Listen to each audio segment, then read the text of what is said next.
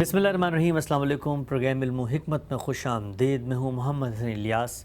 नाज़रीन किराम, मज़हब इस्लाम क्या है, उसकी हकीकत क्या है, उसका मकसद क्या है, उसके मशमूलात क्या हैं, ये मशमूलात हमसे कैसे मुतल्लक़ होते हैं, इबादात की असासात क्या हैं और इनसे वजूद में आने वाली माबाद तबियाती असासात कैसे इंसान से मुतल्लक़ होती हैं। गामदी साहब की किताब मीज़ान के दूसरे मुक़दमे दीन हक़ के अहम मबाइस को हम एक तरतीब से जान रहे हैं और हम ये जान चुके थे कि नबी और रसूल का फ़र्क क्या होता है और ख़ुदा के ये फ़रिस्तादा रूए ज़मीन पे अल्लाह का पैगाम इंसानों तक कैसे पहुँचाते हैं। इस बहस को आज आगे बढ़ाएंगे और गामदी साहब से जानेंगे कि नबी और रसूल आने के बाद अपनी दावत और अपनी तवज्जुहात का मरकज़ किस चीज़ को बनाते हैं, खुदा की किताबें ज़मीन में क्या काम करती हैं। इस बहस को लेकर एक दफ़ा फिर हाज़िर खिदमत हैं। हमारे साथ तशरीफ़ फरमाएँ जनाब जावेद अहमद गामदी साहब। अस्सलाम वालेकुम गामदी साहब। वालेकुम अस्सलाम। हमसे बहुत शुक्रिया आपके वक्त का। आगाज़ करते हैं आज की गुफ्तगू का एक बहुत ही अहम मौजू, अहम नुक्ता नज़र। बरसों के तामुल के बाद आपने अपनी किताब में इस मुक़दमे को लिखा दीन हक़ के उन्वान से। पूरे इस्लाम की मुस्बत ताबीर, मुस्बत तालीमात, इनको आप एक तरतीब से बयान कर रहे हैं और जैसा कि आपने पिछले प्रोग्राम में फरमाया भी था कि ये तरतीब ही है कि जिसके ज़रिए हम तमाम चीज़ों को उनकी अपनी जगह पर प्लेस कर सकते हैं। बहस को मैं आगे बढ़ाता हूँ। ये हमने आपसे समझा था कि नबी और रसूल का फ़र्क क्या है। वाज़ेह हुआ कि रसूलों की मनसबी ज़िम्मेदारी और अम्बिया की मनसबी ज़िम्मेदारी में फ़र्क और नताइज के एतबार से क्या वो चीज़ें हैं जो सामने आती हैं। ये बताइएगा कि ये जो नबी और रसूल जब आते हैं तो इनके साथ कुरान मजीद ये कहता है कि हमने किताबें भी नाजिल की। ये किताबें क्यों नाजिल की गई, इनके नुज़ूल का मकसद क्या है? क्योंकि हम ये देखते हैं कि रसूल भी वही पा रहे हैं, अम्बिया भी वही पा रहे हैं। तो अगर अल्लाह से एक बरह रास्त मुखातबत और गुफ्तगू का ताल्लुक़ कायम है तो फिर किताबों की क्या ज़रूरत है जो बाकी रह जाती है। इस सिलसिले में उसी आयत को मौजू बनाइए जिसमें पैगंबरों के तकर्रुर को बयान किया गया है। उसका हवाला मैं इससे पहले दे चुका हूँ। उसमें ये बयान किया है कि अल्लाह ताला ने इस दुनिया की इब्तिदा की तो हिदायत से इब्तिदा की। हिदायत के बारे में हम ये जान चुके कि वो पहले हमारी फितरत में बदियत होती है, यानी इंसान को अंधा और बहरा नहीं पैदा किया गया, वो अपने साथ एक बड़ी साले फितरत लेकर आया है। उस फितरत में अल्लाह ताला ने दीन के बुनियादी हक़ाइक़ इल्हाम कर दिए हैं। उसकी तफसीलात हम इससे पहले देख चुके हैं।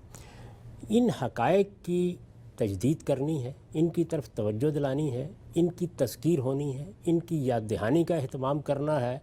इनमें अगर कोई इख्तलाफात पैदा हो जाएं तो उन इख्तलाफात को रफ़ा करना है। जो चीज़ें बिलिजमाल मौजूद हैं उनकी वजाहत करनी है, उनकी तफसीलात बयान करनी है। ये ज़ाहिर है कि बड़ा गैर मामूली काम है जिसकी ज़रूरत पड़ती है। उसके बाद तो अल्लाह ताला ने ये बताया उस आयत में, सूरह बकरा की जो आयत हमारे यहाँ ज़ेर बहस रही है, कि फिर जब ये चीज़ बिल्कुल वाज़े हो गई कि लोग अपनी उस किताब फ़ितरत को पढ़ने में इख्तलाफात कर रहे हैं तो अल्लाह ताला ने नबियों का सिलसिला शुरू किया।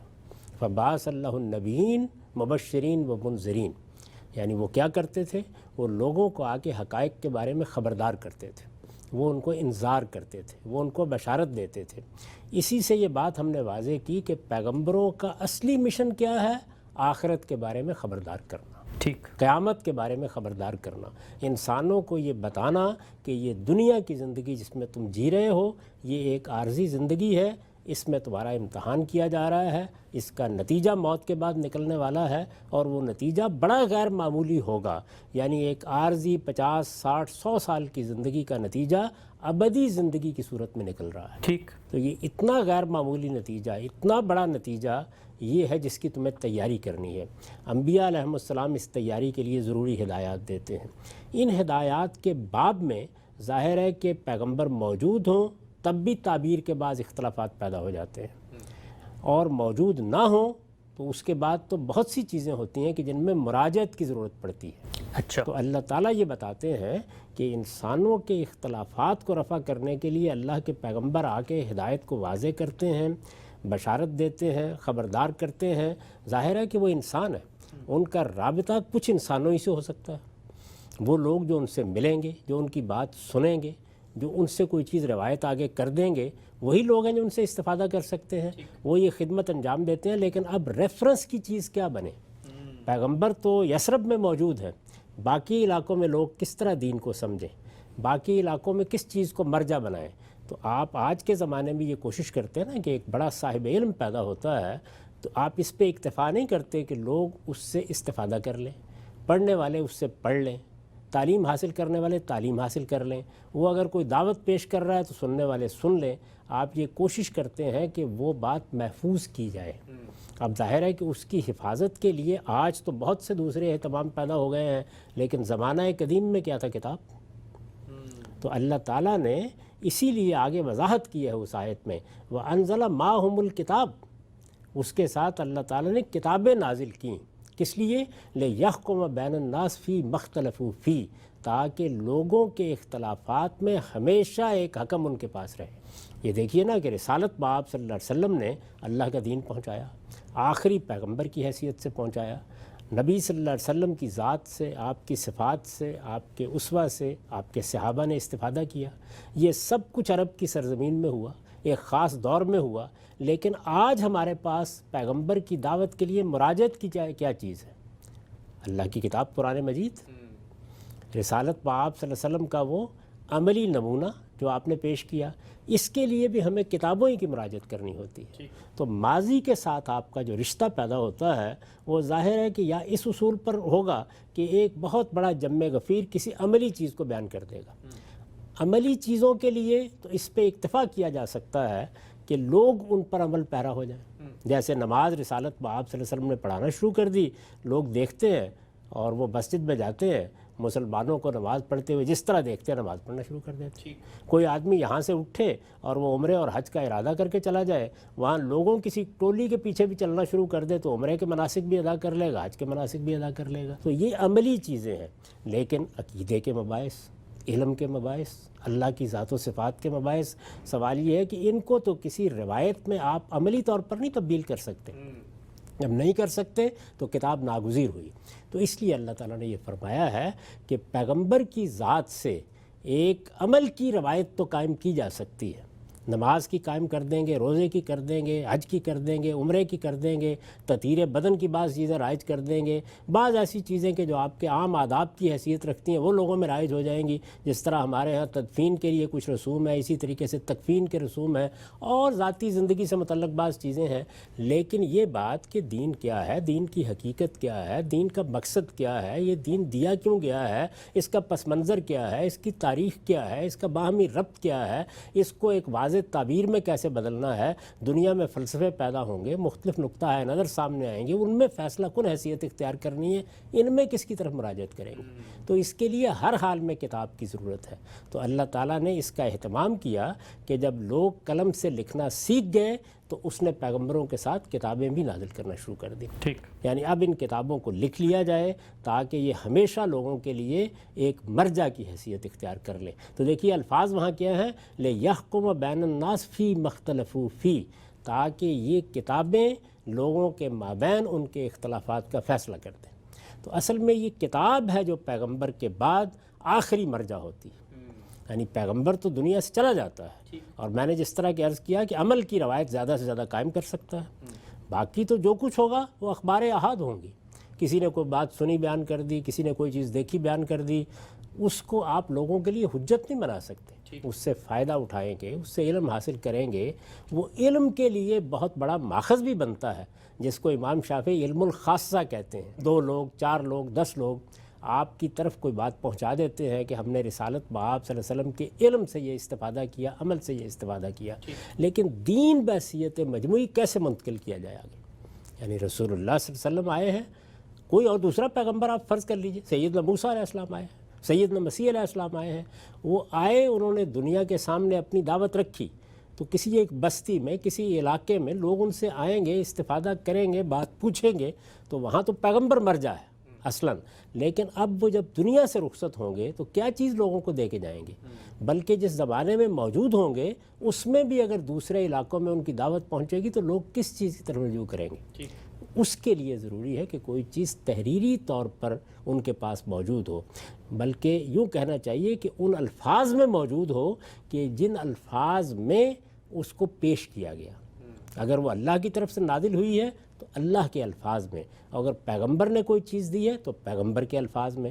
تو دین کے معاملے میں اللہ تعالیٰ نے خصوصی اہتمام یہ کیا ہے کہ اس نے پیغمبر بھیجے، پیغمبروں کے ساتھ اپنی کتابیں نازل کیں جو اللہ کے اپنے الفاظ میں، اس کی اپنی زبان میں، اس کی اپنی تعبیرات کے مطابق ہم تک پہنچ جاتی ہیں، یعنی پیغمبر ان کو پہنچا دیتے ہیں اور پھر وہ ہمارے لیے مرجع بنتی ہیں۔ آج دنیا میں اگر خدا کا دین پوری وضاحت کے ساتھ پیش کرنا ممکن ہے، اگر وہ آج حکم بن سکتا ہے، آج اگر تمام فلسفوں میں فیصلہ سنا سکتا ہے، آج اگر ہمارے لیے وہ ہدایت اور رحمت بنتا ہے، تو کس بنیاد پر بنتا ہے؟ اسی بنیاد پر کہ محمد الرسول اللہ صلی اللہ علیہ وسلم نے جو دین پیش کیا وہ عملی لحاظ سے اس سنت میں منتقل ہو گیا ہے جو سنت اس امت کے اجماع اور تواتر سے ہمیں ملی ہے، اور میں نے عرض کیا کہ وہ صرف عملی لحاظی سے ممکن ہے، یعنی کوئی چیز بھی اور اس طریقے سے منتقل نہیں ہو سکتی۔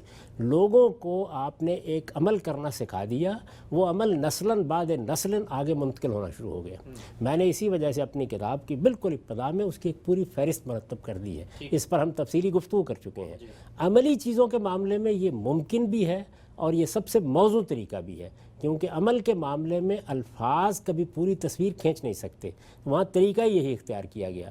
لیکن میں نے عرض کیا کہ دین کے جو اصل حقائق ہیں، دین کی حکمت ہے، دین کے اخلاقیات ہیں، دین میں باہمی چیزوں کا ربط ہے، دین میں دنیا کے اندر ظاہر ہے انسانی فکر موجود ہوتا ہے، اس سے متعلق دین کا ورڈکٹ ہے، وہ کیسے منتقل ہوگا؟ وہ کتاب ہی سے منتقل ہوتا ہے، چنانچہ کتاب ہی پھر قیامت تک کے لیے حکم بن جاتی ہے۔ ٹھیک، یہی الفاظ جو قرآن کے ہیں یہ پھر دوسری تعبیرات میں بھی آئے ہیں، یعنی مثال کے طور پر یہ کہا گیا کہ تبارک الذی نزل الفرقان علی عبدہ لیکون للعالمین نذیرا، تو وہاں لفظ فرقان استعمال کیا ہے، گویا قرآن حق و باطل کے درمیان فرق کرنے والی چیز ہے۔ یہ اللہ تعالیٰ کی طرف سے حق و باطل کو الگ الگ کر دینے کے لیے نازل کی گئی ہے۔ اسی طرح سے بعض موقعوں کے پر قرآن مجید کو میزان سے تعبیر کیا گیا، اللہ الذی انزل الکتاب والمیزان، یعنی اللہ تعالیٰ نے میزان نازل کی ہے، ایک ترازو نازل کی ہے جس کے اوپر آپ چیزوں کو تول کر دیکھ سکتے ہیں۔ پھر ایک موقع کے اوپر یہ کہا ہے کہ یہ کس لیے نازل کی ہے، جس طرح یہاں یہ فرمایا کہ لِیَحْکُمَ بَیْنَ النَّاسِ فِی مَا اخْتَلَفُوا فِیہ، وہ لوگوں کے اختلافات کا فیصلہ کر دے، وہاں یہ کہا ہے لِیَقُومَ النَّاسُ بِالْقِسْطِ، تاکہ لوگ دین کے معاملے میں ٹھیک انصاف کی بات کو سمجھ لیں اور اس پر کھڑے ہو جائیں۔ ٹھیک، تو دین کے معاملے میں ٹھیک انصاف کی بات، اس کے لیے مرجع، ماخذ، آخری حجت ہمیشہ کتاب رہے گی، اور ہمارے لیے یہ قرآن مجید ہے، اللہ کی آخری کتاب کی حیثیت سے اب ہر چیز اس کی بارگاہ میں پیش کی جائے گی۔ اسی کو میں نے مختلف جگہوں پر پھر بیان کیا ہے کہ ہر وہ چیز جو دین کی حیثیت سے ہمارے پاس موجود ہے، ماضی کی ہو یا حال کی ہو یا مستقبل کی ہو، وہ ہر حال میں اس کتاب کے تابع ہے، یہ فیصلہ سنائے گی کہ کیا کرنا ہے، اور اس کا فیصلہ ہی آخری فیصلہ ہوگا۔ یہی وہ بات ہے جو قرآن نے کہی ہے لِیَحْکُمَ بَیْنَ النَّاسِ فِی مَا اخْتَلَفُوا فِیہ، تمہارے اختلافات میں یہ حکم ہے۔ ٹھیک، ہم سب بہت ہی خوبصورتی سے آپ نے اس بات کو واضح کیا کہ ان کتابوں کا مقصد کیا ہے، کیسے انبیاء کی دعوت میں یہ محور و مرکز بنتی ہیں، اور پھر وہ جو نزاعات ہیں جن کو انسان پیدا کر لیتا ہے اپنی فطرت کی روشنی کو مس کر کے، وہ جو نور ہدایت اس کے دل میں ودیت کیا گیا اس کو مس کر کے، اس کو مٹا کر فیصلہ کتاب نے کرنا ہے، یہ بات واضح ہے۔ وہی حرف آخر ہے، وہی قول فیصل ہے، وہی میزان، فرقان، حکم، مہیمن ہے۔ ابھی آپ نے ایک جملہ بیچ میں فرمایا کہ تعبیر کا اختلاف انسان تو پیدا کرتا ہے، یہ تو امر واقع ہے، لیکن انبیاء کی موجودگی میں بھی کوئی تعبیر کا اختلاف ہو جاتا ہے، اس کی اگر تھوڑی آپ وضاحت کریں، کوئی مثال اگر بیان کر سکیں۔ دیکھیے، رسالت مآب صلی اللہ علیہ وسلم نے کوئی پیغام بھیجا ہے، کسی جگہ کسی کو مقرر کیا ہے، جیسے سیدنا معاذ بن جبل کو مقرر کر کے بھیجا، عمال کی حیثیت سے بعض لوگوں کو بھیجا جاتا ہے، تو آپ خود نصیحت فرماتے ہیں ان کو کہ تمہیں اگر کوئی مسئلہ پیش آتا ہے تو تم اللہ کی کتاب کی طرف رجوع کرو گے، یعنی اللہ کی کتاب کے علاوہ کیا چیز ہے کہ جس کو وہ موضوع بنائیں گے۔ ہر موقع پر پیغمبر سے تو مراجعت نہیں کی جا سکتی، یہ آج کا زمانہ نہیں ہے کہ آپ نے ٹیلی فون اٹھایا اور معلوم کر لیا، یہ ایسے ذرائع موجود ہیں کہ آپ نے پیغمبر کے ساتھ رابطہ پیدا کیا اور اس کے بعد ان کی بات براہ راست سن لی، تو آپ کے پاس کتاب ہونی چاہیے۔ اس زمانے میں بھی ابتدا وہاں سے ہو جاتی ہے۔ یہ بالکل صحیح ہے کہ اس وقت جو قریب میں لوگ ہوتے ہیں ان کے لیے اتنی اہمیت نہیں ہوتی اس چیز کی۔ اللہ کا آخری پیغمبر موجود ہے یا اللہ کا کوئی پیغمبر موجود ہے تو آپ فوراً مراجعت کر سکتے ہیں، لیکن کتنے لوگ مراجعت کر سکتے ہیں اور کہاں کہاں کے لوگ مراجعت کر سکتے ہیں؟ ذرا مکے اور مدینہ ہی کا فاصلہ دیکھ لیجئے۔ پھر یہ کہ صحابہ کرام کہاں کہاں تک آپ ہی کے زمانے میں چلے گئے تھے، کتنے لوگ تھے کہ جو آتے تھے قرآن مجید کا کچھ حصہ سیکھتے تھے، اپنی بستیوں میں واپس چلے جاتے تھے۔ مکے میں آپ کو یہ روایات میں معلوم ہوتا ہے کہ 20 کے قریب مسیحی آئے، انہوں نے آ کے ایمان قبول کیا اور چلے گئے۔ اب وہ ہدایت کہاں سے لیں، کس سے کوئی چیز جانے؟ تو ان کے لیے اللہ کی کتاب ہی مراجعت کا ذریعہ بنتی ہے۔ جتنی نازل ہوئی تھی وہ لے کے چلے گئے، انہوں نے اس کو یاد کر لیا، انہوں نے اپنے ہاں اس کو لکھ لیا، لوگوں سے رابطہ کیا، اور جیسے جیسے نازل ہوتی چلی گئی وہ لوگوں تک پہنچتی چلی گئی۔ قرآن مجید کا ایشو اسی طریقے سے ہوا ہے، یعنی لکھنے والے اس کو لکھ لیتے تھے اور یاد کرنے والے اس کو یاد کر لیتے تھے۔ پہلی نسل نے، صحابہ کرام کی نسل نے یہی اہتمام کیا، اور اس کے بعد یہ نسل بعد نسل منتقل ہونی شروع ہو گئی۔ تو اصل سوال وہی ہے کہ پیغمبر موجود ہو یا پیغمبر دنیا سے چلا جائے، ہر حال میں اس کی دینی دعوت اور اس کی ہدایت انسانیت کا مسئلہ ہے۔ اس لیے کہ یہ تو نہیں ہے کہ پیغمبر موجود ہوگا تو اللہ تعالیٰ کہتا ہے کہ اس کی ہدایت پر عمل کرو، اس کے بعد وہ بات ختم ہو جاتی ہے۔ قیامت تک محمد الرسول اللہ ہی ہدایت کا مرجع ہے، دین کا تنہا ماخذ ہے۔ تو محمد الرسول اللہ کی ہدایت کو صلی اللہ علیہ وسلم حاصل کہاں سے کرنا ہے؟ اس کے لیے ضروری ہے کہ ہمارے پاس کتاب موجود ہو، اور دوسری چیز کیا ضروری ہے؟ عمل کی روایت موجود ہو۔ یعنی عمل کی روایت ہمیشہ عمل میں قائم ہوتی ہے، وہ الفاظ میں تبدیل نہیں ہو سکتی۔ ٹھیک، الفاظ میں جیسے ہی آپ اس کو تبدیل کرتے ہیں پھر بہت سے تعبیرات کے اختلافات شروع ہو جاتے ہیں۔ تو عمل میں آپ ان چیزوں کو دیکھتے ہیں جو اپنی نوعیت کے لحاظ سے عملی ہے، جیسے میں نے مثال دی، نماز ہے، روزہ ہے، حج ہے، عمرہ ہے، اور چیزیں ہیں۔ اسی طرح تطہیر بدن کی بہت سی چیزیں ہیں، اسی طریقے سے تدفین کے احکام ہے، تکفین کے احکام ہے، مسلمانوں کے بہت سے رسوم و آداب ہیں جو رائج ہیں۔ وہ چیزیں ہیں کہ جو عمل میں منتقل ہو سکتی ہیں، کہ جو اصل میں عمل ہی میں نظر آتی ہیں اور ان کو بیان کرنے کی ضرورت نہیں ہوتی، ان کا زیادہ سے زیادہ اشارہ کیا جا سکتا ہے۔ تاہم جو دین کے اہم مباحث ہے، دین کی حقیقت ہے، دین کا فلسفہ ہے، دین کی حکمت ہے، دین میں قانون کی جو تعبیریں ہیں وہ اپنے آخری درجے میں الفاظ ہی میں بیان ہوں گی، اور الفاظ کس کے ہونے چاہیے؟ اس پروردگار کے ہونے چاہیے کہ جس نے ہمیں دین دیا ہے۔ اس کے بغیر آخری درجے میں حجت پوری نہیں ہو سکتی، اور جب حجت پوری ہوگی تو اس کے بعد اللہ تعالیٰ کہتے ہیں کہ میں تمہیں مسئول ٹھہراؤں۔ ہم سے بہت ہی خوبصورتی سے آپ نے اس بات کو بھی واضح کیا۔ بحث کو میں ذرا آگے بڑھانا چاہتا ہوں۔ یہ بات تو اب واضح ہو کر سامنے آتی ہے کہ کسی قسم کا بھی اختلاف اور اختلافات قیامت تک ہوں گے، اور پہلے بھی انسان کرتے رہے، تو ان سب کے سامنے کسوٹی کی حیثیت ان کتابوں کی بنتی ہے۔ ایک اور پہلو جو انسانی نفسیات کے لحاظ سے محسوس ہوتا ہے، جو پیغمبر کے اولین مخاطبین ہیں وہ ایک خدائی مشن میں اپنے آپ کو ایک حصہ سمجھ کے کھڑے ہوئے ہیں، اپنی جان مال ہر چیز کی قربانی دے رہے ہیں۔ کیا آپ کو لگتا ہے کہ جو اللہ کا مکالمہ ہے، اللہ کا مخاطبہ ہے کتاب کے ذریعے، بار بار قرآن مجید میں آتا ہے یسألونک، یہ تم سے سوال کرتے ہیں اور اللہ تعالیٰ اس کا جواب دیتے ہیں۔ اسی طریقے سے آپ دیکھیں سورہ توبہ کو، سورہ انفال کو، ہر جگہ جہاں پر لوگ نکل رہے ہیں اللہ تعالیٰ ایک لاہ عمل، ایک اصول، ایک ضابطہ، آگے کا جو منصوبہ ہے وہ سب بیان کر رہے ہیں۔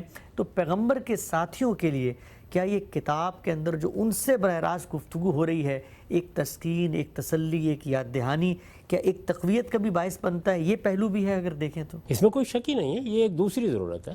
یعنی جو لوگ پیغمبر کے ساتھ کھڑے ہوتے ہیں ان کو ایک کشمکش سے گزرنا ہے، وہ ایک جدوجہد کرتے ہیں، ان کے سامنے ایک مشن ہوتا ہے جس کو وہ پورا کرتے ہیں، وہ دعوت کا مشن بھی ہوتا ہے اور بعض اوقات غلبہ حق کا بھی۔ اس کے لیے جو کچھ آپ کو کرنا پڑتا ہے اس میں قدم قدم پر ضرورت ہوتی ہے۔ قرآن مجید میں کتنی صورتیں ہیں جو یہ بتاتی ہیں کہ بدر کا مارکہ کیسے ہوا ہے، یہ بتاتی ہیں کہ اس میں اللہ کی نصرت کیسے آئی ہے، یہ بتاتی ہیں کہ اس میں اللہ نے اہتمام کیا کیا، یہ بتاتی ہیں کہ اس میں کمزوری کہاں سرزد ہوئی، پھر یہ بتاتی ہیں کہ آئندہ کے مراحل میں اللہ کی نصرت کے طلبگار ہو تو تمہیں کیا کرنا ہے۔ اسی طرح احد میں ذرا سی کمزوری کا صدور ہوا ہے تو اس کے اوپر ایک تفصیلی تبصرہ کیا ہے، ٹھیک، اس کے حقائق بتائے ہیں۔ یہ ساری چیزیں ہم تک کس طرح پہنچتی ہیں اگر یہ کتاب نہ ہوتی؟ یعنی پھر تو وہ ایک ہی ذریعہ رہ جاتا تھا، اور وہ یہ کہ لوگ کوئی بات سنتے، کسی نے آدھی سنی، کسی نے پوری سنی، کسی نے سیاق میں پہنچایا، کسی نے اس کے بغیر پہنچا دیا، اور ہم یہی بحث کرتے رہتے کہ یہ شاذ ہے یا مرسل ہے یا ضعیف ہے یا حسن ہے یا صحیح ہے۔ وہ بھی علم کا ایک ذریعہ ہے، لیکن ظاہر ہے کہ وہ ایک ثانوی ذریعہ ہے۔ یعنی اصل علم ہمیں کس ذریعے سے ملا ہے؟ پیغمبر صلی اللہ علیہ وسلم کی سنت اور قرآن مجید۔ ٹھیک ہے صاحب، اب تک کی بحث سے یہ تو بالکل واضح ہے کہ خود خدا نے یہ بتا دیا ہے کہ ان کتابوں کا مقصد کیا ہے اور ان کی حقیقت کیا ہے، اور انبیاء کو یہ جو دی گئی ہیں ان کے ذریعے خدا حاصل کیا کرنا چاہتا ہے۔ اختلافات میں یہی ہیں حکم بنیں گی، نزاعات میں یہی ہیں جو فیصلہ کریں گی۔ آگے بڑھاتا ہوں بحث کو، مجھے بتائیے گا، کہا یہ جاتا ہے کہ نماز جیسی اہم چیز جس پر ایک بندہ مومن کی زندگی کھڑی ہے، 5 وقت ادا کرنی ہے، ان کتابوں میں تو اس کی تفصیلات بھی بیان نہیں ہوتی۔ تو اصل چیز تو وہ دوسری ہدایت ہے، وہ دوسری چیزیں ہیں جو پیغمبر سے انسان منتقل کر رہے ہیں۔ کتاب بھی ایک حیثیت رکھتی ہیں، لیکن کتاب کو اس جگہ پر رکھ دینا، وہاں پر تو کتاب ہمارے بنیادی سوال کا بھی جواب نہیں دے رہی ہوتی۔ یہ دونوں باتیں بالکل الگ الگ ہیں۔ میں نے تو عرض کیا نا کہ عملی معاملات میں اس کی ضرورت ہی نہیں ہوتی۔ عملی معاملات میں تو پیغمبر ایک سنت قائم کرے گا، اور اگر اس کے ماننے والوں کی ایک بڑی تعداد موجود ہے تو وہ اس سنت کو اپنی عملی زندگی میں اختیار کر لے گی۔ نماز کے لیے اس کی کیا ضرورت تھی؟ اور نماز کی ابتدا کب رسالت میں آپ صلی اللہ علیہ وسلم سے ہوئی ہے؟ نماز کی ابتدا تو صدیوں پہلے ہو چکی ہوئی تھی، سب پیغمبر نمازیں پڑھتے رہے ہیں۔ رسالت میں آپ صلی اللہ علیہ وسلم نے نماز کے اس پورے تصور کو زندہ کیا، اس کی تجدید کی، اس میں جو ترمیم کرنی تھی وہ کی، اس کو عملی طور پر جاری کر دیا۔ 5 وقت آپ نے نماز پڑھائی ہے، یعنی نماز کوئی چند حرف یاد کرانے کی چیز تھی۔ 5 وقت جماعت کے ساتھ رسالت میں آپ صلی اللہ علیہ وسلم مکے میں نماز پڑھاتے رہے، مدینے میں نماز پڑھاتے رہے۔ نماز کی منتقلی کے لیے ایک الگ سے کتاب مرتب کرنے کی کیا ضرورت ہے؟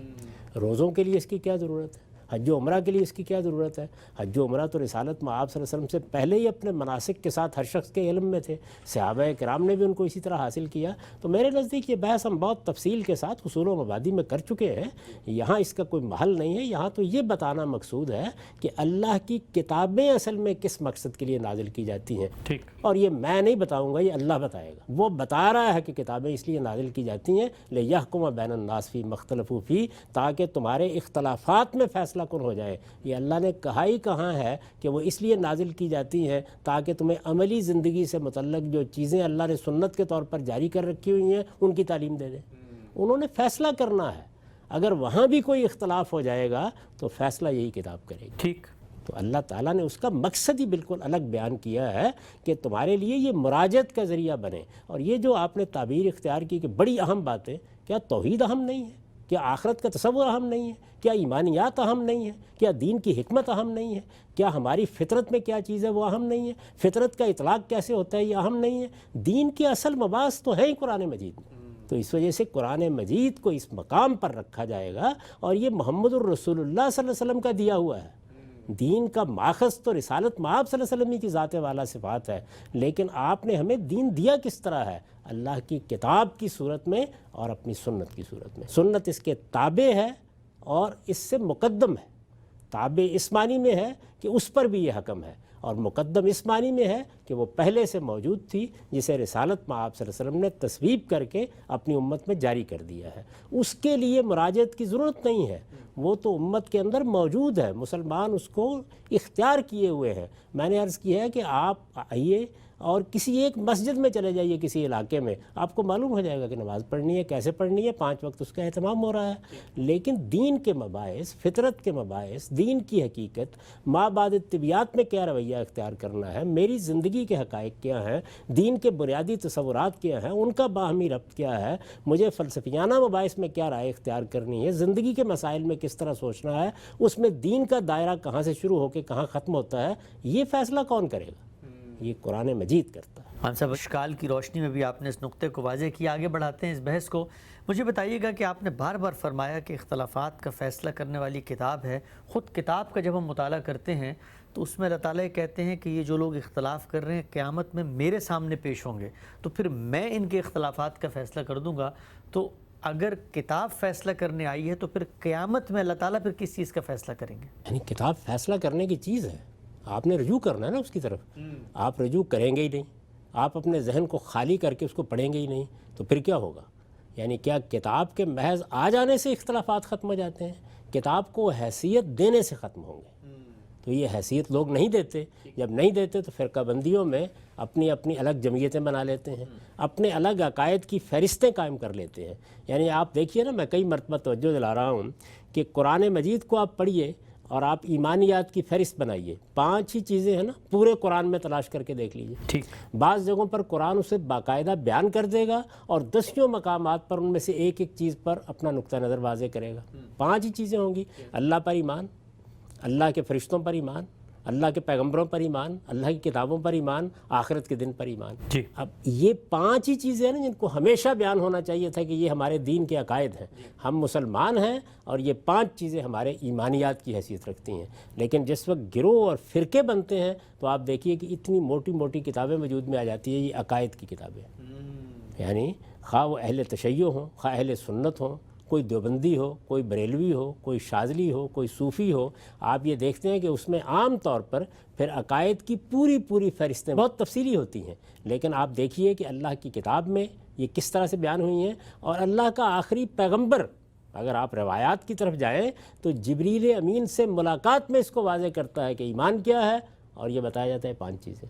تو اللہ کے دین کا معاملہ ظاہر ہے کہ لوگوں کے رویے پر منحصر ہے کہ وہ کیسے سیکھتے ہیں اس کو. اللہ کی کتاب خود تو نہیں بولے گی، آپ کی گردن نہیں پکڑ لے گی. آپ اختلاف کر رہے ہوں گے تو درمیان میں آپ کی زبان نہیں بند کر دے گی. وہ مرجع ہے، اس کی طرف رجوع کرنا ہے. رجوع کرنے کے لیے پہلی لازمی شرط یہ ہے کہ اپنے ذہن کو تمام تعصبات سے خالی کر لیجئے. قرآن مجید کے سامنے اپنے آپ کو جا کے سرنڈر کر دیں، اس سے پوچھیں کہ وہ کیا چاہتا ہے، اس کا دامن پکڑ کے چلیں، تو پھر وہ آپ کو صحیح نتائج تک پہنچائے گا. اس میں بھی غلطی کا امکان ہوتا ہے کیونکہ انسان بعض اوقات اپنے علم کی قلت کی وجہ سے غلطی کرتا ہے، بعض اوقات تدبر کی کمی کی وجہ سے غلطی کرتا ہے. غلطیاں رہیں گی، ایسی غلطیوں کو اللہ قیامت میں فیصل کر کے رسوا نہیں کرے گا. ٹھیک. لیکن وہ غلطیاں کہ جس میں انسان اپنے تعصبات کا اسیر ہو جاتا ہے، جس میں وہ مختلف شخصیات کے ساتھ، تاریخ کے واقعات کے ساتھ اپنی وابستگی کی بنیاد پر اپنے ذہن کے تصورات کتاب میں پڑھتا ہے، صحیح بات کتاب میں لکھی ہوئی ہوتی ہے لیکن اس کی تعویلات کرتا ہے، اس موقع پر کیا کیا جائے؟ تو ظاہر ہے کہ اس کا فیصلہ تو پھر قیامت میں اللہ تعالیٰ ہی کریں گے. لیکن اللہ تعالیٰ کے اس فیصلے کے بعد کیا آپ کو صحیح رائے اپنانے کا دوبارہ موقع دیا جائے گا؟ وہ تو خدا کا وہ فیصلہ ہے کہ جو سامنے آ جائے گا اور پھر نتائج نکل آئیں گے. دنیا میں تو فیصلہ ہم نے کرنا ہے، جس کا نتیجہ قیامت میں دیکھنا ہے وہ قرآن مجید کی بنیاد پر. ہم سے بھی جتنی گفتگو آپ نے کی، اگر اس کو تسلیم کر لیا جائے تو کیا اس کا ایک عقلی لازمہ، ایک منطقی نتیجہ یہ نکلتا ہے کہ چونکہ کتاب نے یہ سارے کام کرنے ہیں اور اب قیامت تک کرنے ہیں، اسی لیے اللہ تعالیٰ نے اس کی حفاظت کی بھی ذمہ داری لی ہے؟ قرآن مجید میں خود کہا ہے کہ ہم ہی نے یہ ذکر نازل کیا اور ہم ہی اس کے محافظ ہیں، نگران ہیں، ہم ہی اس کی حفاظت کریں گے. تو کیا یہ حفاظت کا پورا عمل خدا کی کسی گرینڈ اسکیم کا حصہ ہے، اسی کی جانب سے ہو رہا ہے اور کتابوں کی اس اہمیت کو پیش نظر رکھ کے کیا گیا ہے؟ اس کی وجہ تو یہ بنی نا کہ نبوت ختم کی جا رہی ہے. ٹھیک. وہ بحث جب شروع ہوگی تو اس میں ہم بیان کریں گے اس بات کو. اللہ نے اس پہلے کتابیں نازل کی ہیں، ظاہر تورات نازل ہوئی ہے، زبور نازل ہوئی ہے، انجیل نازل ہوئی ہے. قرآن مجید نے جو بات سورہ بقرہ کی اس آیت میں بیان کی ہے وہ سب کتابوں کے بارے میں بیان کی ہے. یعنی جو کتاب بھی نازل ہوگی وہ لوگوں کے لیے حکم ہوگی. یہ کہا ہے وَأَنزَلَ مَعَهُمُ الْكِتَابَ، اللہ تعالیٰ نے جو پیغمبر بھیجے ان کے ساتھ کتاب نازل کی. کتاب کبھی تو پیغمبر کو دی جاتی ہے اور کبھی جو کتاب ان کے پاس پہلے پیغمبر کے ذریعے سے آئی ہوئی موجود ہوتی ہے اسی کی پیروی کی ہدایت کی جاتی ہے. جس طرح کہ سیدنا مسیح علیہ السلام کو اگرچہ انجیل دی گئی لیکن قانون کے لحاظ سے یہ حکم دیا گیا کہ آپ تورات ہی کی پیروی کریں گے. قرآن مجید یہ کہتا ہے کہ وہ تورات اور انجیل کی تعلیم دیتا تھا، حکمت اور اللہ کا قانون سکھاتا تھا. خود انہوں نے بیان فرمایا انجیل میں کہ میں تورات کو پورا کرنے کے لیے آیا ہوں، میں اس کو منسوخ کرنے کے لیے نہیں آیا. ٹھیک. تو تورات، انجیل، زبور یہ بھی اللہ کی کتابیں ہیں اور اسی لیے دی گئیں تاکہ لوگ ان کی مراجعت کریں، ان کی طرف رجوع کریں، ان سے اپنا فیصلہ حاصل کرنے کی صحیح کریں. ہر کتاب اسی لیے آتی ہے. قرآن مجید کا معاملہ اس لیے بہت مختلف ہو گیا کہ اس کے ساتھ اللہ تعالیٰ نبوت کا معاملہ ہی ختم کر رہے ہیں. ٹھیک ہے، ہم سے بحث کو آگے بڑھاتے ہیں. آپ نے اپنی کتاب کے اس مقدمے میں جہاں یہ گفتگو کی ہے نبی اور رسول کا فرق واضح کرنے کے بعد کتابوں کے مقصد پہ، اس کے بعد آپ لکھتے ہیں کہ نبوت و رسالت کا یہ سلسلہ آدم علیہ السلام سے شروع ہو کر محمد رسول اللہ صلی اللہ علیہ وسلم پر ختم ہوا ہے. آپ کے دنیا سے رخصت ہو جانے کے بعد وحی و الہام کا دروازہ ہمیشہ کے لیے بند ہو گیا ہے اور ختم نبوت کر دی گئی ہے. سوال میں یہاں پر آپ سے پوچھنا چاہتا ہوں کہ بہت سارے تصورات ہم دیکھتے ہیں دین کی مختلف تعبیرات میں سامنے آتے ہیں، ان میں جو ایک بنیادی اعتراض یا سوال اٹھتا ہے وہ یہ کہ اللہ تعالیٰ کے ساتھ ایک زندہ تعلق، ایک رابطہ، ایک مکالمہ، ایک مخاطبہ، انسانوں کے اوپر یہ شرف اور عنایت، یہ سلسلہ بند کیا تمام کے تمام پہلوؤں سے ہو گیا ہے یا کسی حد تک جاری ہے؟ ہم یہ دیکھتے ہیں کہ بہت ساری تعریفات، مختلف توجیحات پیش کی جاتی ہیں. کہیں کہا جاتا ہے کہ فیضان نبوت تو اب تک جاری ہے، اور بعض دیگر لوگ اس طرح کے باطل دعوے لے کر بھی سامنے آتے ہیں کہ ان کا خدا سے کوئی تعلق دوبارہ سے قائم ہو گیا ہے، کوئی کشف و الہام کا سلسلہ جاری ہے. سوال میرا آپ سے یہ ہے کہ اللہ تعالیٰ نے اگر انسان کو مخاطب کیا، اس سے رابطہ قائم کیا، اپنے فرستادہ پیغمبر، انبیاء، رسول کو منتخب کیا، تو پھر یہ سلسلہ بند کیوں کر دیا گیا؟ کیونکہ انسانوں کے اندر تو یہ ضرورت ہمیشہ رہتی ہے کہ خدا کا ان سے مکالمہ ہو، مخاطبہ ہو. ختم نبوت کی وجہ آپ کی نظر میں کیا ہے؟ یہ اللہ تعالیٰ ہی بتائے گا نا کہ میں نے یہ سلسلہ شروع کیوں کیا تھا. ٹھیک. یعنی اللہ تعالیٰ نے آدم علیہ السلام کو بھیجا، آدم علیہ السلام سے ہماری دنیا کی ابتدا ہوئی، آدم و حوائی کی ہم اولاد ہیں.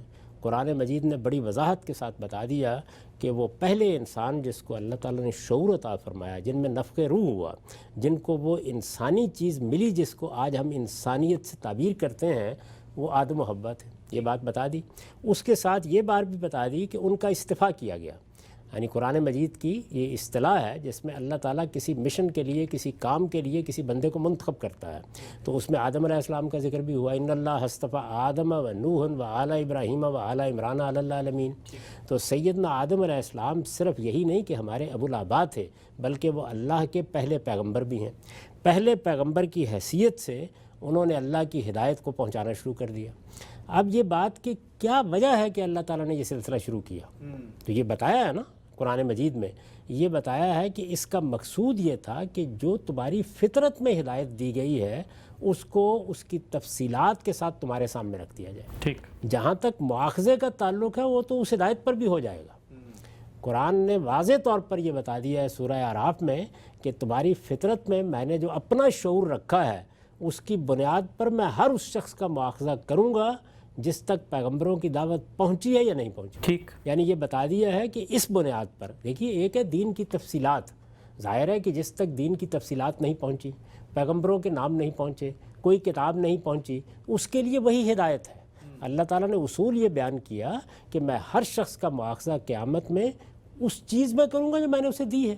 تو فطرت کی ہدایت ہی کافی ہے. اللہ تعالیٰ اس کی بنیاد پر پوچھیں گے. فطرت کے دونوں پہلوؤں کو واضح کر دیا. اس پر ہم بڑی تفصیلی گفتگو اس سے پہلے کر چکے ہیں.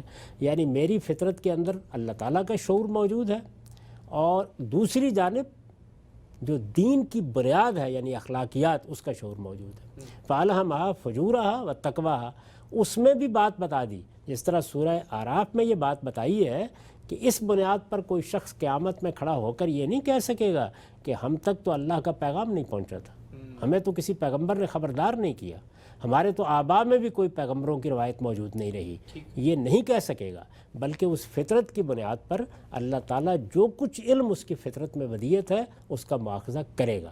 یہاں پر جب اخلاقی پہلو کو بیان کیا اور یہ بتایا کہ اخلاقیات کی بنیادیں بھی تمہارے اندر الہام کر دی گئی ہیں، وَنَفْسٍ وَمَا سَوَّاهَا فَأَلْهَمَهَا فُجُورَهَا وَتَقْوَاهَا، تو اس کے فوراً بعد یہ بتایا کہ اس پر مواخذہ ہوگا.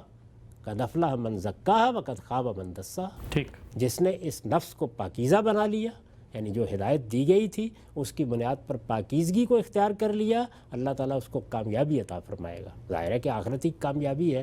اور جس نے اس کو آلودہ کر لیا وہ نامراد ہوا. جی. تو یہ وہاں واضح کر دیا، دونوں بنیادی سوالوں کا جواب دے دیا جو عام طور پر فلسفے کی سطح پہ اٹھائے جاتے ہیں کہ اخلاقیات کا ماخذ کیا ہے. کیا یہ ہے کہ انسان جس طریقے سے دنیا میں بہت سی چیزیں سیکھتا ہے، علوم میں بہت سی ترقی کرتا ہے، تو وہ اخلاقی اقدار کو بھی یہیں آ کے سیکھتا ہے؟ تو یہ بتا دیا کہ نہیں، وہ بنیادی طور پر اندر الہام کیے جاتے ہیں، البتہ ان کا ظہور معاشرے کے لحاظ سے ہوتا ہے، اور پھر وہ سماجی اخلاقیات میں معاشرتی تعامل سے تبدیل ہوتے ہیں. اس سوال کا جواب دیا. اور دوسرا اہم سوال یہ تھا کہ کیا اس علم کی بنیاد پر جو اللہ نے ہمارے اندر ودیت کیا مواخذہ ہو جائے گا، پوچھا جائے گا، ہم اس کے مکلف ہو گئے ہیں؟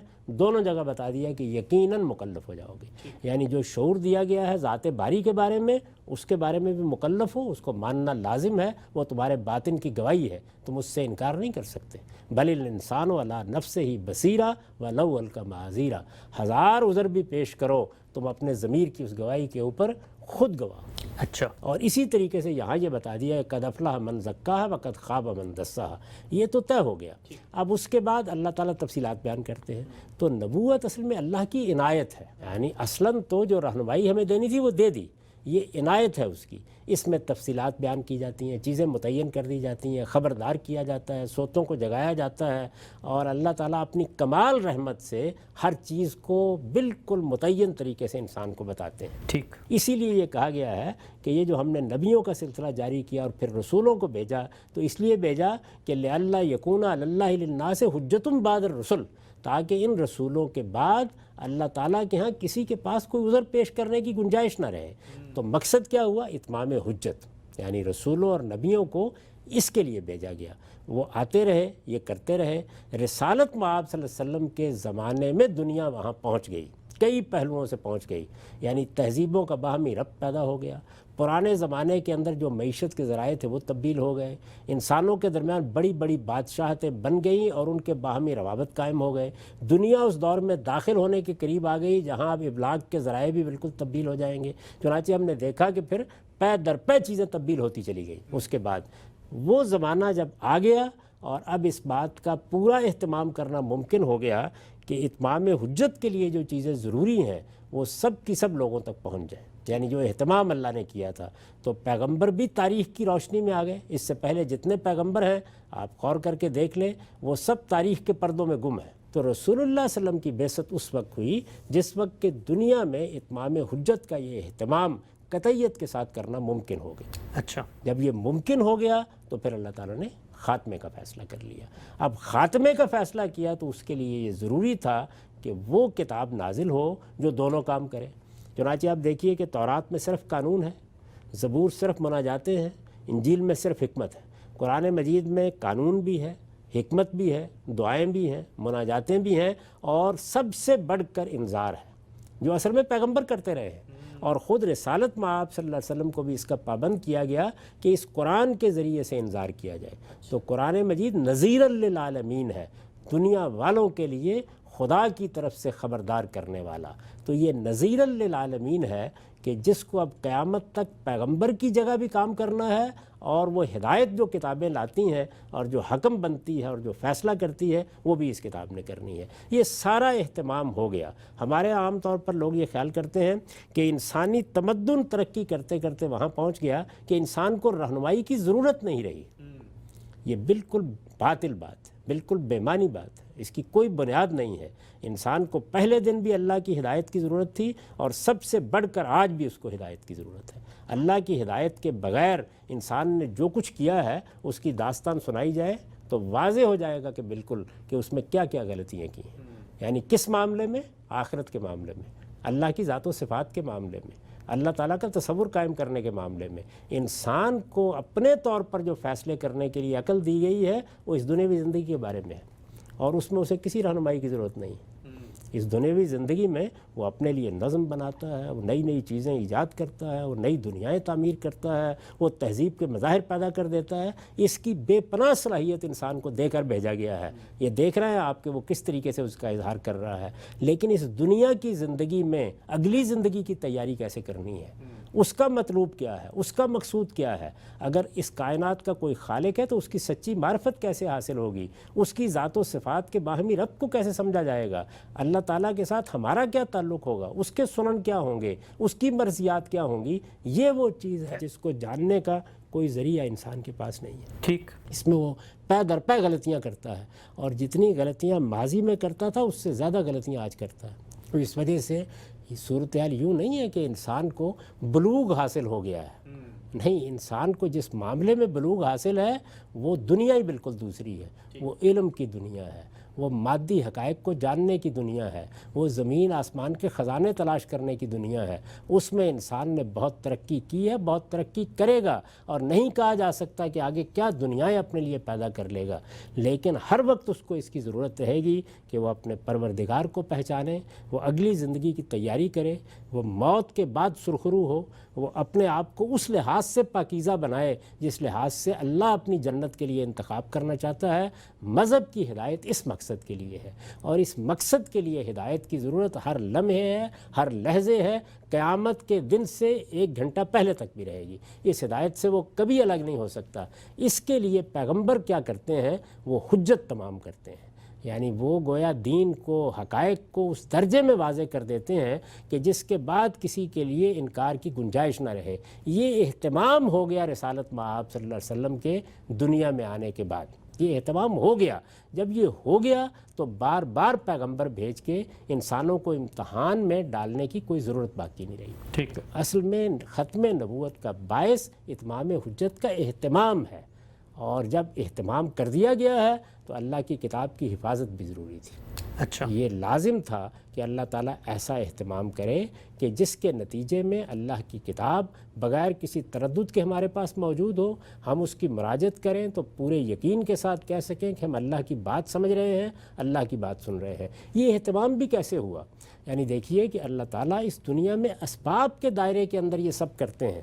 یہی در حقیقت وہ حجاب ہے جس کی وجہ سے اللہ کو پہچاننے میں لوگوں کو دقت ہوتی ہے۔ تو کیا کیا اللہ تعالیٰ نے؟ یعنی جب رسالت مآب صلی اللہ علیہ وسلم کی بعثت ہوئی تو 2 امکانات تھے۔ ایک یہ کہ آپ کی بات بھی چند لوگ سنتے، سیدنا مسیح علیہ السلام، 10-12 لوگ بھی نہیں تھے۔ ان میں سے بھی یہ تاریخ بتاتی ہے کہ ایک وہ تھا جس نے ان کی جاسوسی کر دی۔ تو اتنی کم تعداد میں کتاب کی حفاظت اور دین کی سنت کی حفاظت کا کیا اہتمام کیا جاتا؟ ٹھیک، یعنی اس زمانے میں یہ ذرائع تو موجود نہیں تھے نا جو آج کے ذرائع ہیں، تو اس وجہ سے یہ دیکھنا تھا کہ کتنے لوگ ایمان لاتے ہیں۔ نتیجہ کیا نکلتا ہے؟ تو نتیجہ یہ نکلا کہ ایک بڑی تعداد ایمان لے آئی، یثرب میں ایک باقاعدہ حکومت قائم ہو گئی، ایک باقاعدہ نظم وجود میں آ گیا۔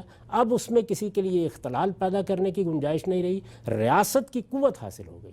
یہ سارے اسباب جب پیدا ہو گئے تو اب گویا ایک بڑی تعداد جو پہلے 1,00,000-1.25 تھی، اس کے لیے کروڑوں میں بدلنے کا اہتمام کرنا ممکن تھا، تو اللہ تعالیٰ نے وہ کتاب اس کے ہاتھ میں پکڑا دی۔ ٹھیک، چنانچہ یہ بات امکان کی حد تک اللہ تعالیٰ بیان کرتے ہیں کہ اگر یہ سارے اسباب اس طرح فراہم نہ ہوتے، ظاہر ہے کہ وہ تو جانتے تھے کہ ہو جائیں گے، لیکن جب وہ اصول میں بیان کر رہے ہوتے ہیں تو یہ کہتے ہیں کہ اگر نہ ہوتے تو یستبدل قوما غیرکم ثم لا یکونوا امثالکم، میں کسی اور قوم کو اٹھا لاتا، پھر وہ یہ ذمہ داری انجام دیتی۔ تو دیکھیے اللہ تعالیٰ کے ہاں جب وہ سارے اسباب پیدا ہو گئے کہ جس کے بعد قرآن مجید اجماع اور تواتر سے منتقل ہو سکے، سنت اجماع اور تواتر سے منتقل ہو سکے، تب اللہ تعالیٰ نے نبوت کے خاتمے کا اعلان کر دیا۔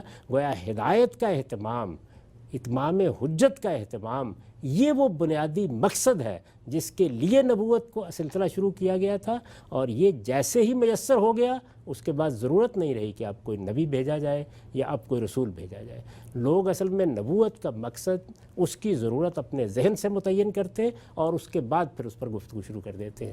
تو قرآن سے پوچھنا چاہیے، قرآن مجید نے صاف لفظوں میں یہ بتا دیا ہے کہ اللہ تعالیٰ نے یہ سلسلہ اس لیے شروع کیا تاکہ کسی شخص کے پاس اللہ کے حضور میں جا کے یہ کہنے کی گنجائش نہ رہے کہ مجھ تک تو آپ کی ہدایت پہنچی نہیں تھی، میرے لیے یہ اہتمام ہوا ہی نہیں تھا۔ تو اللہ تعالیٰ کہتے ہیں کہ پھر میرا مواخذہ بھی اس دائرے تک محدود ہو جاتا جو میں نے فطرت میں دے کے رکھا تھا۔ میں چونکہ اس پورے امتحان سے انسان کو گزارنا چاہتا تھا، تو اس لیے میں نے پھر نبیوں کا سلسلہ جاری کر کے، کتاب دے کے ہر چیز کو بالکل واضح کر دیا۔ چنانچہ دیکھیے خود قرآن مجید کے بارے میں جس طرح ایک طرف یہ کہا گیا کہ نذیر للعالمین ہے، اسی طریقے سے دوسرے مقام پر رسالت مآب صلی اللہ علیہ وسلم کی زبان فیض ترجمان سے یہ کہلایا گیا کہ کل اوحی الیہ ھذا القرآن لانذرکم بہ ومن بلغ، آپ ان کو بتا دیں کہ یہ قرآن مجھ پر اس لیے نازل کیا گیا ہے کہ اس کے ذریعے سے میں تمہیں خبردار کروں اور ان سب کو بھی جن تک یہ پہنچے گا قیامت تک۔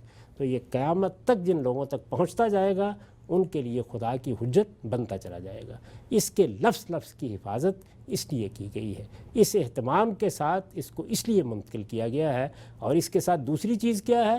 ہمارے عمل کے لیے پیغمبر کی سنت، وہ بھی ایسے ہی منتقل ہوئی ہے، لیکن وہ صرف عملی چیزوں تک محدود ہے، کیونکہ عملی چیزیں ہیں جو عمل سے منتقل ہوتی ہیں، اس کے لیے طریقہ بھی وہی اختیار کیا گیا ہے۔ ہم سب جزاکم اللہ خیر، جس طریقے سے، جس عمدگی سے اور جس وضاحت سے اور جس استدلالی انداز میں آپ نے ختم نبوت کے اس تصور کو بیان کیا، یہ یقینی طور پہ ایک بہت بڑی کنٹریبیوشن ہے اور اس باب میں کوئی دو رائے نہیں ہے کہ آپ کے ہاں کسی ادنیٰ گنجائش کا بھی امکان نہیں ہے۔ جو لوگ ختم نبوت کے اس تصور میں کوئی تعویل کرنے کی کوشش کرتے ہیں، کوئی رخنہ ڈالتے ہیں، کہیں سے کوئی سوئی کے برابر بھی رستہ نکالنے کی کوشش کرتے ہیں، اس کے سامنے آپ پورے استدلال کے ساتھ ڈٹے ہوئے ہیں کہ اس کی کوئی گنجائش نہیں۔ مجھے آخری پہلو، گفتگو کا وقت یہاں پہ ختم ہو رہا ہے، میں چاہتا ہوں کہ یہ جو انسان کی باطنی ارج ہے، کہا جاتا ہے کہ خوں گرے پیکرے محسوس ہے، وہ کچھ نہ کچھ چاہتا ہے، کوئی رابطہ قائم ہو۔ جب قرآن مجید ہمارے پاس موجود ہے اور ہمارا اس پر محکم ایمان اور قطعی یقین ہے کہ یہ اللہ ہی کے الفاظ، اللہ ہی کا کلام ہے، تو پھر یہ ارج کی تسکین تو اس بات سے ہونی چاہیے نا کہ اللہ کا کلام ہمارے پاس موجود ہے، ہم روز اس کو پڑھیں، روز اللہ ہم سے گفتگو کر رہا ہے، ہمیں ضرورت کیا ہے کہ ہم کسی اس طرح کے دعوے کے پیچھے جائیں کہ جو ہمیں یہ بتائے کہ اللہ تعالیٰ کا ان سے رابطہ ہوا ہے۔ اللہ کے رابطے کے نتیجے میں جو کتاب سامنے آئی وہ تو ہمارے ہاتھوں میں موجود ہے۔ اس میں کیا شک ہے؟ اللہ کی کتاب موجود ہے، یعنی جب چاہیں کھول لیجئے، جہاں سے چاہے پڑھنا شروع کر دیجئے۔ آپ اللہ کے ساتھ مکالمہ کر رہے ہوتے ہیں، وہ اپنی ہدایت پہنچا رہا ہوتا ہے۔ اللہ تعالیٰ نے وحی کا سلسلہ اس لیے شروع کیا تھا۔ یہ جو محسوس وحی ہے کہ اللہ تعالیٰ کلام کرے اپنے بندوں کے ساتھ، اس کا مقصد ہی یہ تھا۔ چنانچہ وہ ہمیشہ پیغمبر کی ذات اور اللہ کی کتاب تک متعین طور پر محدود رہتی ہے۔ اس کے سوا اللہ تعالیٰ نے کسی دوسرے ذریعے کا دروازہ ہی نہیں کھولا، کبھی بھی نہیں کھولا۔ تو رسالت میں آپ صلی اللہ علیہ وسلم نے جس وقت یہ بیان فرما دیا کہ نبوت ختم ہو گئی، لا نبی بعدی، میرے بعد اب کسی نبوت کا کوئی امکان نہیں ہے، تو ساتھ ہی یہ بات بھی واضح کر دی کہ لم یبق من النبوت الا المبشرات۔ اب اگر کسی کے اندر اللہ کی رہنمائی حاصل کرنے کی کوئی خواہش ہو تو اسے معلوم ہونا چاہیے کہ کوئی چیز باقی نہیں رہی سوائے اس کے کسی کو کوئی بشارت مل جائے اس کے کسی ذاتی معاملے میں۔ تو پوچھا لوگوں نے، صحابہ کرام نے، کہ مبشرات سے یا بشارت سے آپ کی کیا مراد ہے، کیسے ملے گی؟ تو فرمایا روئے الرجل الصالح، یعنی یہ کہ کسی نیک آدمی کو کوئی خواب آ گیا، کوئی رویا دیکھ لیا اس نے۔ یہ ظاہر ہے کہ انسانوں کے پاس پہلے سے ایک ذریعہ موجود ہے۔ اللہ تعالیٰ جب کبھی رہنمائی فرمانا چاہتے ہیں تو وہ بندوں کی ان کے ذاتی معاملات میں اس طرح سے رہنمائی کرتے ہیں۔ وہ رہنمائی جس کا تعلق ہدایت سے ہے، وہ رہنمائی جس کا تعلق اللہ کے دین سے ہے، وہ ہمیشہ پیغمبروں کے ذریعے سے ہوئی ہے، اللہ کی کتابوں کے ذریعے سے ہوئی ہے۔ اس کا دروازہ نہ پہلے کسی اور ذریعے سے کھلا ہوا تھا، نہ اب کسی اور ذریعے سے کھلا ہوا ہے۔ وہ ہمیشہ ایک ہی ذریعہ تھا۔ اللہ نبی بنائے گا، ان کا استفاع کرے گا، ان کو منتخب کرے گا، ان پر کتابیں نازل کرے گا۔ اس کے سوا اللہ تعالیٰ نے اپنی بات لوگوں تک پہنچانے کے لیے، اپنی ہدایت کا ابلاغ ان تک لوگوں کرنے کے لیے کوئی اور ذریعہ کبھی اختیار نہیں کیا۔ یہ ذاتی معاملات ہیں کہ جن کے اندر کسی آدمی کو خواب کے ذریعے سے کوئی بات بتا دی جائے۔ ہم سب، ہمارا وقت یہاں پہ ختم ہوتا ہے۔ ناظرین، آج بہت ہی تفصیل سے ہم نے یہ جانا کہ انبیاء اور رسل کے اس سلسلے کو جاری کرنے کے بعد اللہ تعالیٰ نے اپنی کتابیں کیوں نازل کی، ان کتابوں کو نازل کرنے کا مقصد کیا تھا، اور ختم نبوت کی حقیقت کیا ہے۔ غامدی صاحب نے بہت ہی تفصیل اور استدلال کے ذریعے یہ بتایا کہ ختم نبوت کیوں کی گئی ہے، اور ختم نبوت کے بعد کسی بھی قسم کے وحی اور الہام کا رستہ بند ہو گیا ہے۔ اس کے بعد کوئی شخص، کوئی نقطہ نظر، کوئی نظریہ اگر یہ دعویٰ کرتا ہے کہ ختم نبوت کے تصور کے اندر کوئی ترمیم، کوئی اضافہ، کوئی امنڈمنٹ، کوئی تبدیلی کی جاتی ہے تو وہ دین کی نظر میں ایک باطل تعبیر ہوگی، اس کا قرآن مجید کی روشنی میں رد کیا جائے گا، اور قیامت تک اب کوئی امکان باقی نہیں ہے کہ ختم نبوت کے بعد کوئی بھی شخص یہ دعویٰ کر سکے کہ اللہ تعالیٰ کو اس سے اس نوعیت کا کوئی رابطہ قائم ہو گیا ہے، یا وہ اس تصور کے اندر کوئی ترمیم و اضافہ کر رہا ہے۔ یہ قطعی حقائق ہیں، ان پر کوئی کمپرومائز نہیں کیا جا سکتا۔ دین حق کی یہ بحث جاری ہے، اس بحث میں کچھ اہم مباحث ابھی باقی ہیں، انشاءاللہ انہیں آئندہ زیر بحث لے کر آئیں گے۔ وقت یہاں پہ ختم ہوتا ہے، یاد دیجیے۔ اللہ حافظ۔